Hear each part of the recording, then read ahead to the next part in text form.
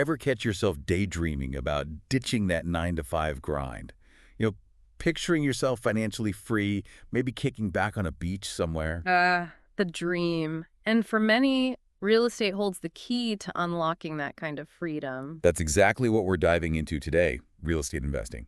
And we're going deep. We've got articles, expert opinions, even some cautionary tales all lined up to give you the inside track. Whether you're just dipping your toes in or you're a seasoned pro looking for an edge, we've got something for you. No hype, no jargon, just straight talk on everything from those basic terms you hear thrown around equity, REITs, all that good stuff, to navigating today's market, which, Okay. let's face it, can feel like a roller coaster sometimes. Exactly. We're going to break it all down. So ready to unlock the secrets of real estate. Let's dive in. First things first, what exactly is real estate investing? It's got to be more than just buying a place to live, right? You hit the nail on the head. See, it's about shifting your mindset.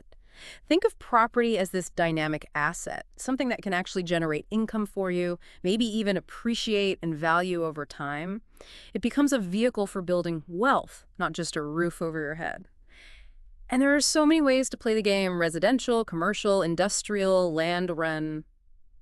It's a whole world out there. So residential real estate, that's the familiar stuff to your houses, condos, apartments. But commercial real estate, that sounds a bit more, oh well, high stakes, doesn't it? It can be, for sure. We're talking about properties that cater to businesses, things like office buildings, or those bustling shopping centers you see, even grand hotels.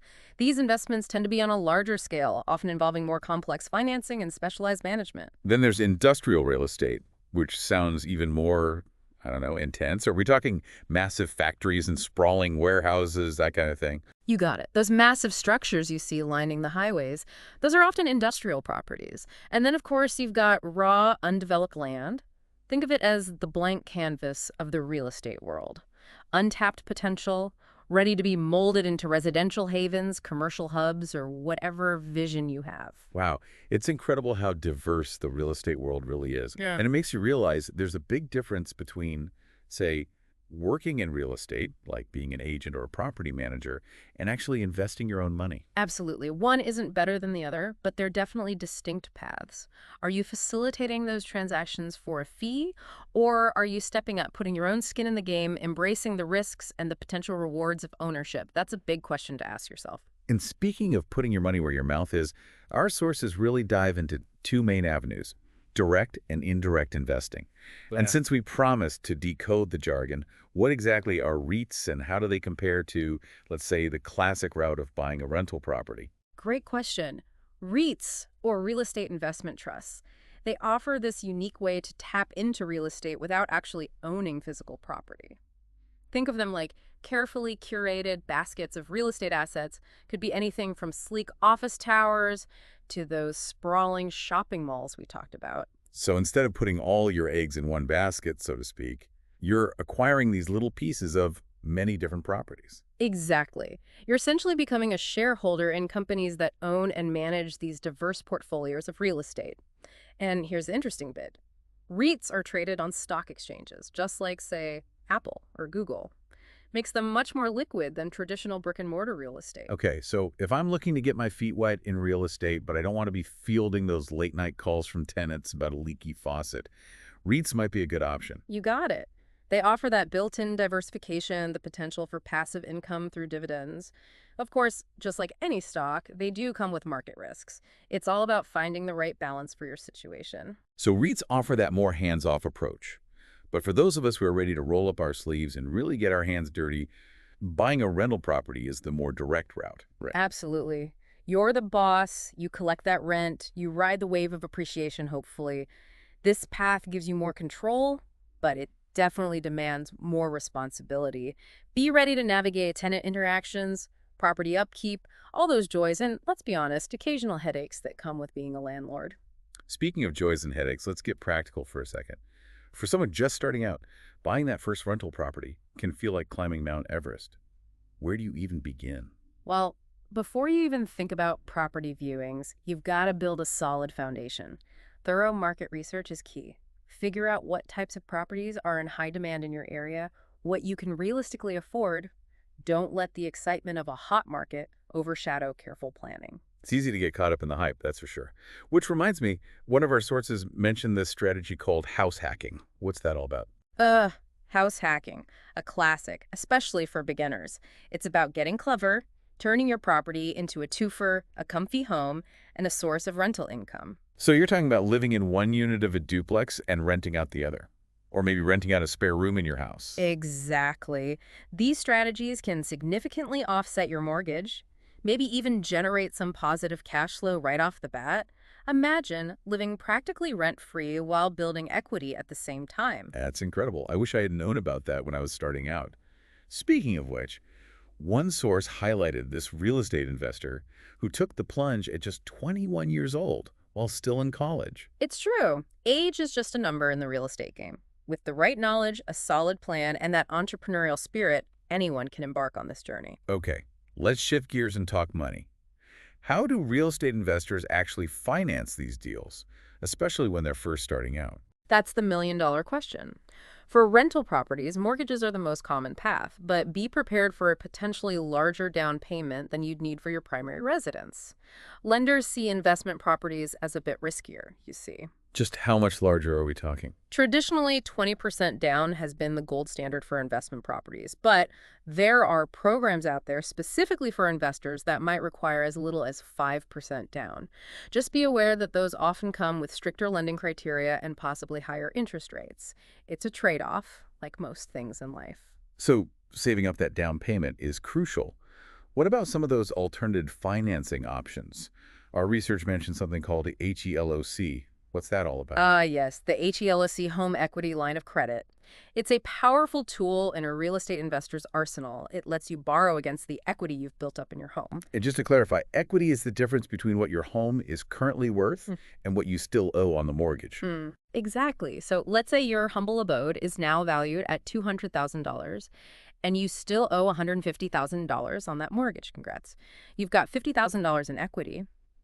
8 ELOCs let you tap into that equity for all sorts of things, like that down payment on an investment property, or maybe to finance those renovations you've been putting off. So in a way, you're using one property as a stepping stone to leverage yourself into another.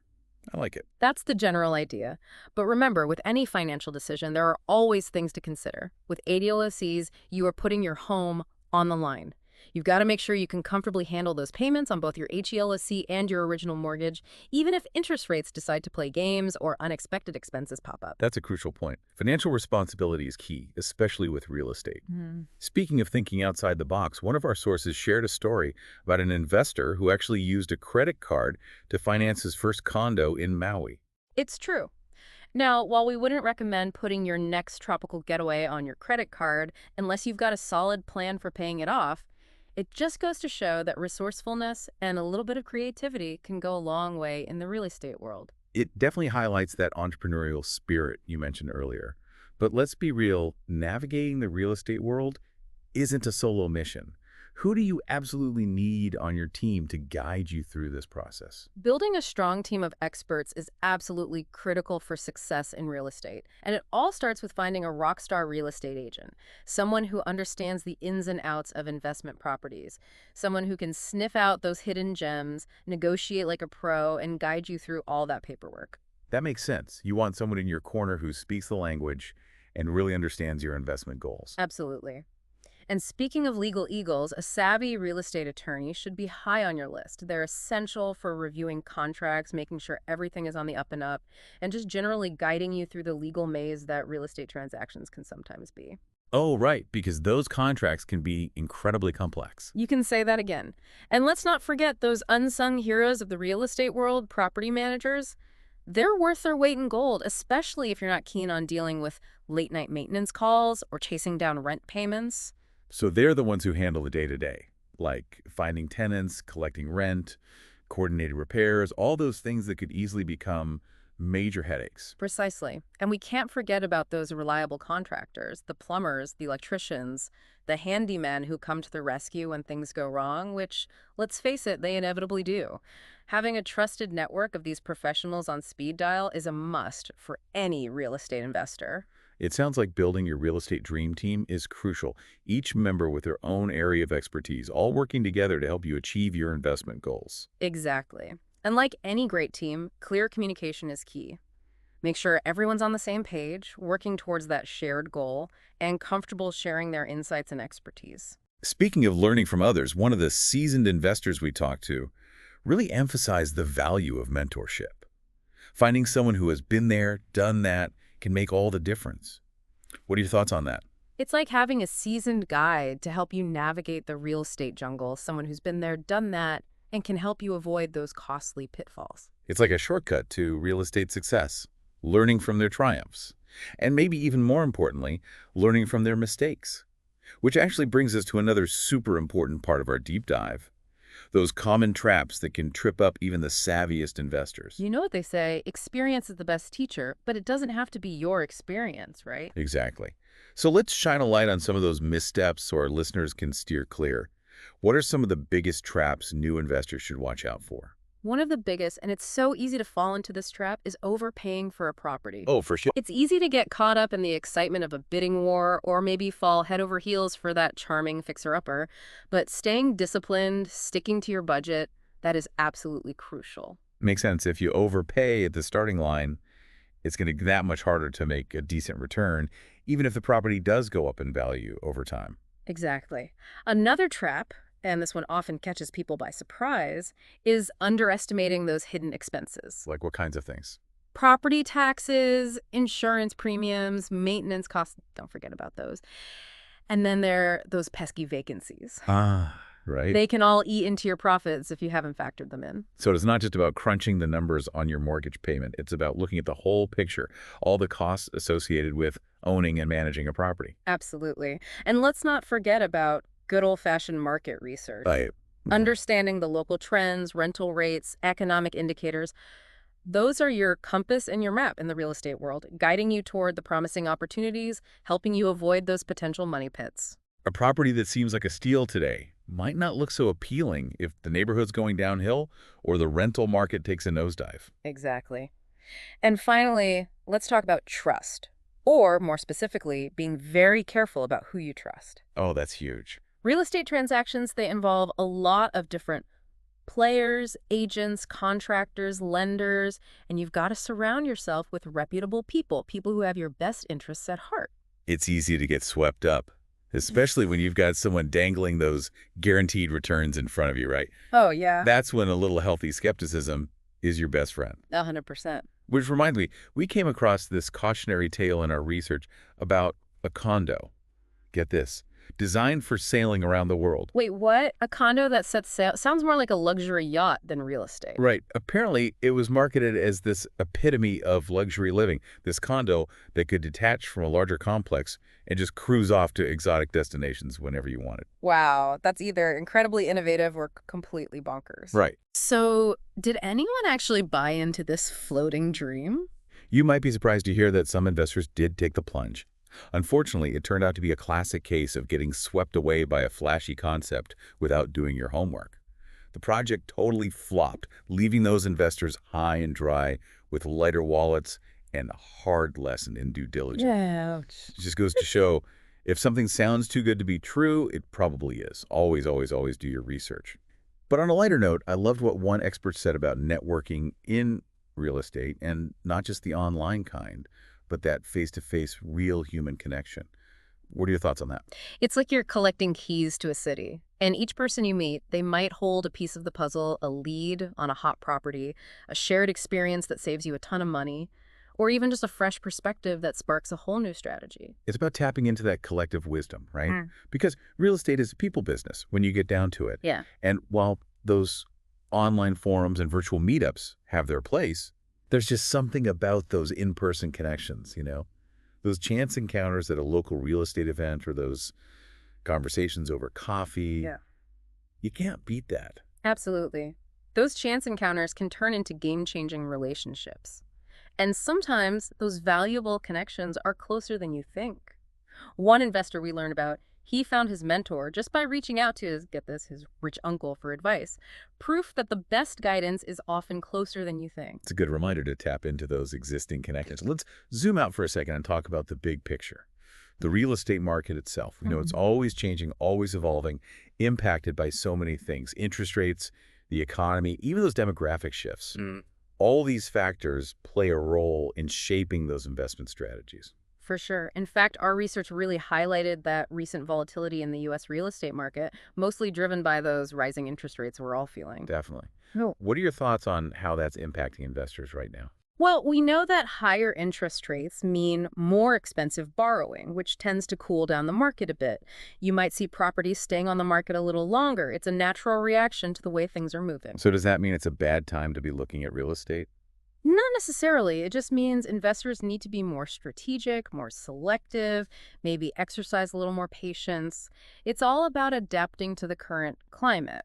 So instead of chasing properties in those super hot markets, savvy investors are looking at areas with strong fundamentals, consistent job growth, steady influx of new residents, a healthy rental market. So it's about looking past the hype and zeroing in on those long-term signs of growth. Exactly.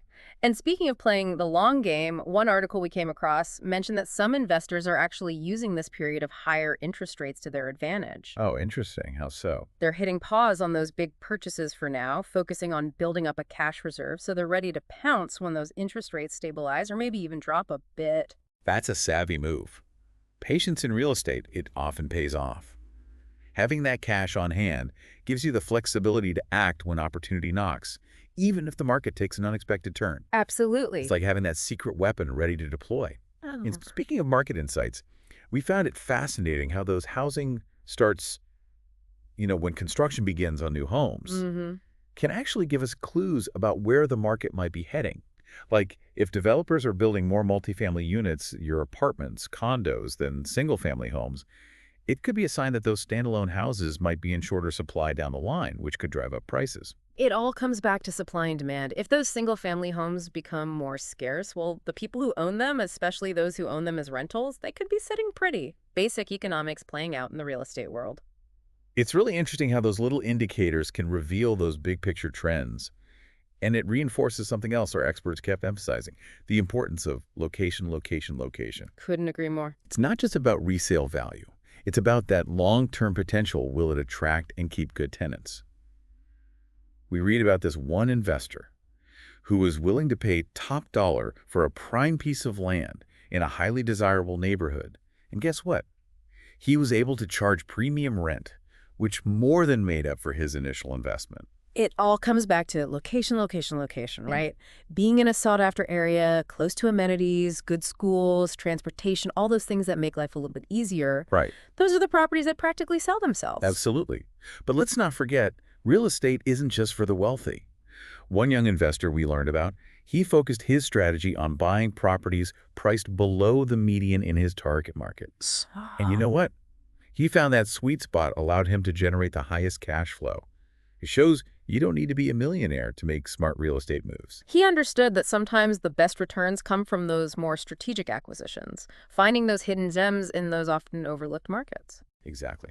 And speaking of smart moves, we were super inspired by this one investor who built a successful career by taking those broken real estate deals, the ones most people shy away from, and turning them into profitable ventures. Talk about vision. It's amazing what you can do with a little vision and a lot of elbow grease. He started by learning the ropes, fixing up those properties for other investors, and then he leveraged that experience to build his own impressive real estate portfolio. That's amazing. It's a true real estate success story. It shows how mastering those property management skills, spotting hidden problems, maximizing a property's potential that's incredibly valuable for any investor. It's about seeing potential where others just see problems. And speaking of valuable assets, we've got to talk about equity. Our sources constantly emphasize building equity as a cornerstone of real estate success. It's the foundation, for sure. Equity, it's like that snowball effect. Starts small, but over time, with the right moves, it can grow exponentially. Every mortgage payment, every improvement you make, it adds up. You're increasing your ownership, opening doors to future opportunities. It's the gift that keeps on giving, right? Equity gives you options, financing future investments, those renovations that boost your property's value, or even a financial safety net if life throws you a curveball. Yeah. It's about building lasting financial security through real estate. Absolutely. And it doesn't always have to be by the book. One investor we read about, he bought a property specifically for the billboard on the land. Wait, really? Just for the billboard? Yep. He focused on maximizing that billboard's earning potential and then down the line sold the land for a nice profit. Now that's thinking outside the box. It shows how diverse the real estate world is. It's about being creative, spotting those unique opportunities, and coming up with a strategy that aligns with your goals. There's no one-size-fits-all approach. And that's what makes it so exciting. There are so many paths to success in real estate. The key is to go in prepared, do your research, have a solid plan, and, like we've talked about, assemble that A-team of experts you can trust. And never stop learning. The real estate world is always changing, so staying ahead of the game is crucial. Whether it's going to industry events, reading books, or connecting with those who've been there, done that, always keep learning. Knowledge is power, especially in real estate. Well said. Well, it looks like we've reached the end of our real estate deep dive. This has been fun. It has. We've covered a lot, those core concepts, those insider strategies, even those cautionary tales that remind us every investment comes with its own set of things to consider. It's all about being prepared. Exactly. Hopefully you, our listeners, are walking away not just informed, but inspired, ready to take on the world of real estate investing. Knowing what questions to ask, that's half the battle. So true. Remember, it's a marathon, not a sprint. Start small, never stop learning, and don't be afraid to reach out to those who've already walked the path. And before we sign off, keep thinking about that question we posed earlier. If you were to take the leap into real estate, what type of property would you choose and where would you make your mark? Until next time, happy investing.